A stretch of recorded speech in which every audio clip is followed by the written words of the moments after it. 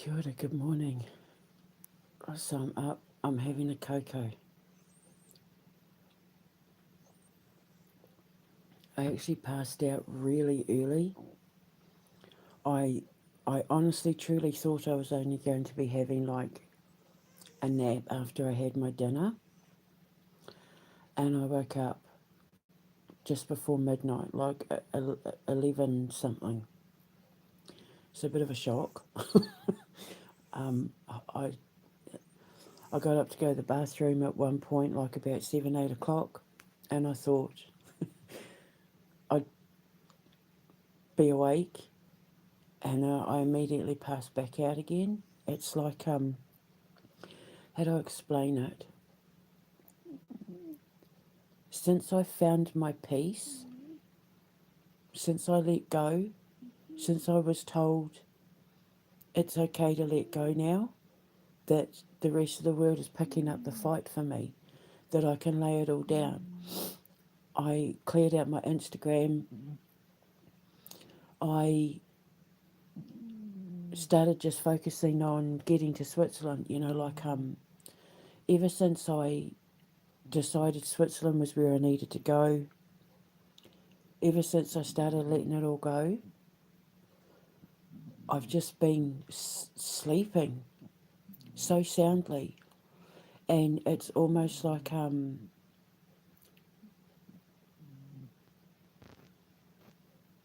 since I've been told I can relax now, I'm catching up on sleep from so many years of burning the midnight oil to get all the stuff off the ground.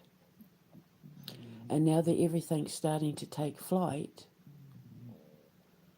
and most of the hard work is done,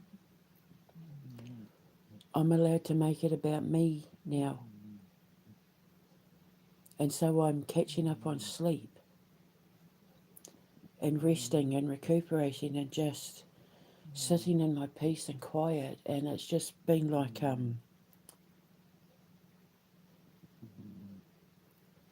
healing and therapeutic. It's been incredible. I feel so calm and at peace. And, I'm happy with the way things are going.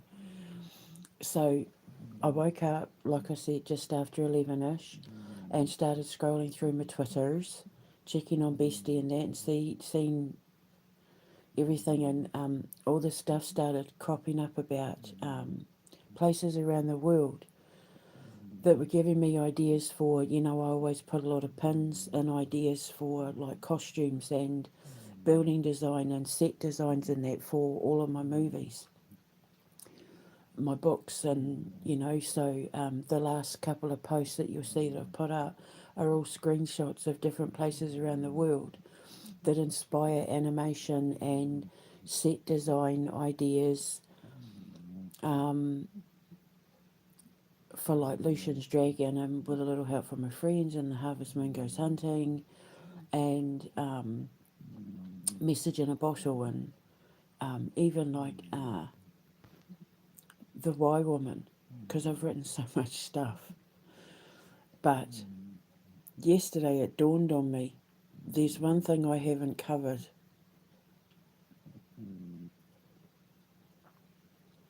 and that's a soap opera. And I was trying to decide, do I make it like a Coronation Street, EastEnders, sort of General Hospital, hotel, kind of Dynasty, Dallas sort of soap opera? Or do I make it a bit camp like a telenovela? Telenovela. And then I thought, okay, so if I've got to do a soap opera, where am I going to base it on? I can't base it on my games company, Kiwi2 Games, because that's going to be going 24 hours a day. Um, and they need concentration, and we can't make it about the production company, Fairyland Productions, because they need to concentrate, and we'd be getting in the way and blah blah blah. So I thought, well, where can I obviously it's going to be set in Aboracom in the foundation. Lots of filming locations. We can, really make use of the foundation as far as backdrops and that, but it needs a central focus. And then it dawned on me, the Royal Oak Tree Inn, my hotel, will set the soap opera around the goings on of the hotel. And I even came up with a unique idea for it too, which I'm not going to make public, but because of the fact that the hotel's going to have like boutiques and stores and services and that within the complex, the actors in the soap opera will have a lot of access to different areas, and we can come up with a whole pile of different plot lines and storylines, and I'll get like a whole writing team to just focus on the soap opera and the goings on of the people that work there, the people that stay there, and yeah, turn it into like a half hour sort of weekly, bi-weekly soap opera. Because when I was growing up, Dallas and Dynasty and EastEnders and Coronation Street and that were on once a week. So it's totally doable, but I thought how brilliant to make it about the goings on of the Royal Oak Tree Inn. There's so many things that we can do with the storylines. So it's quite exciting.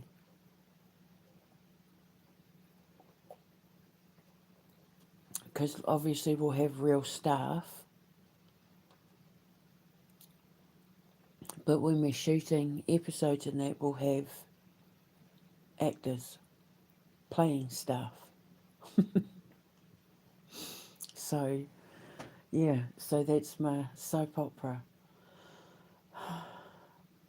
And we're probably going to need a nature show as well. That's the other one I have to do. But, yeah, so we're getting there.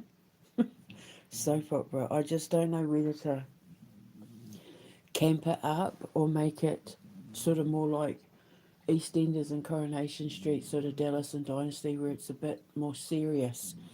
Do they have like a rival hotelier who keeps trying to sabotage the business? Or I have to be careful what I write, because if I write it, I'm going to manifest it in real life. And I think in the case of this soap opera, in regards to writing anything to do with my business, it might be better if I leave it to an actual writing team to do the soap opera. Because if I write it and I write in disasters and rivalries, I'm going to manifest it in real life. So I have to be careful what I write, what I take part in. Because if I see it in my head and then I write it, it happens in real life. So if I see stuff about people trying to ruin the hotel's business and all of that, I'm going to manifest it. And I've been through enough of that crap, thank you very much, amen. But if I leave it to a writing team who aren't gatekeepers, who aren't eighth elemental alchemists, quantum physicists, they're not going to manifest it. So, I mean, yeah, so, I mean, we can go so many ways, but then, we can film around in and around the hotel, but we can also film in and around like Mama Bear's Kitchen, Cafe and Bakery, and the Alchemist Tavern, the Alchemist Cavern, the gardens, the grounds, all of that sort of thing. And it's a great way to promote fire. It's a great way to promote it. People will be able to come and see the real filming locations. People will book to stay because it's on the telly. Because see, like with Coronation Street, the filming studios for Corrie are just up the road from me, but you're not allowed to see any of it. It's all behind, closed gates and everything. So, yeah, but people will be able to book to come and stay, and You know, oh my God, I'm staying at the Royal Oak Tree Inn like off the telly. Oh my God, I'm having breakfast at Mama Bee's Kitchen Cafe and Bakery like off the telly. People will come and stay and they'll be like, I stayed in the room where Hans and Elga were having their affair and got caught by Anne, and you know, oh my God, I was eating in the cafe where blah blah blah got shot, or where so and so got arrested. I was sitting at the exact same table. So it's the way to bring in the tourists, eh? We can even do, you know, how I was saying about how I know I want to have like my little club where people coming to stay can come and have a nightcap with just some little ambient music. Remember, it turned into the whole now I need to do a cabaret place thing. I'm still going to have the little club where you'll be able to have like a solo pianist or someone with a guitar, or you know, like a cellist or a three piece, or you know, whatever, where you can come and just listen to ambient live music and have a nightcap before bed. We can do so much with that in the soap opera as well.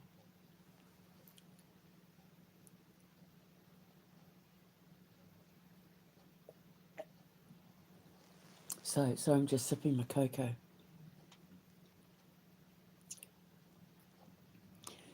So yeah, so that's another one. I've got a, a couple of game shows. I think I've got one. I've got, because I've got Spellbound, the dating game, where we'll invite people who sign up to Spellbound, the dating app, invite them to come and take part in Spellbound, the dating show. Uh, and then we've got Save Our Soul, Save My Soul, which is Satan's game show, which is a comedy. But that's more than likely going to be an animation. I haven't decided yet. I haven't decided. It might not. It might be live actors. I just haven't decided yet. But it'll be like an SNL skit sort of game show. It'll be comedy, a comedy based on a game show. Um, yeah, and then I've got a couple of. Well, I've got another one. So I've got a couple of game show concepts, and I've I've got my news sorted, got my gossip panel show. Um, I don't really want to do sports. Uh, yeah, so I mean, I'm getting there, but the soap opera one's going to be fun. That'll be fun. People, all patrons and all that, you know, like the participation of it all. And if we do this really well, it'll bring in the tourists. I know a lot of Australians and New Zealanders, when they come to like Yorkshire, Lancashire, Manchester area, it's that one of the things that they want to do when they're here is to see where all the soap operas and that are made. I live where Last of the Summer Wine was made.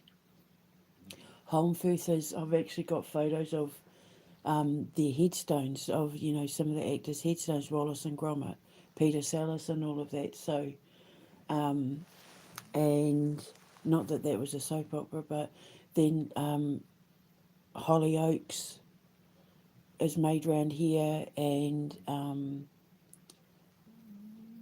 Emmerdale is made round here, and Coronation Street is made round here. So Australasians, when they come here, they want to go and see those places, but all the studios and that are closed off, so they don't get to. I think it's like you have to sign up for, or it's like invitation only or something like that. But I know it's you can't just go and see where a lot of the stuff is made, but with us it would be a little bit different. So, yeah, and it's like, what, a 40-minute to an hour once a week episode. So, how exciting. I'm going to have to soundproof some of the rooms though for the people that are staying while we're filming. But yeah, how exciting. So there you go, soap opera. So I'm going to go and finish my cocoa now. But I'm going to I'll be employing a lot of actors, which is great, and film crews, and yeah, and the production company will be right there. So how exciting. Anyway, so that's another idea. I'm going to go and finish my cocoa and go back to listening to my music, my cello music. I'll speak to you later. Ka kite anō.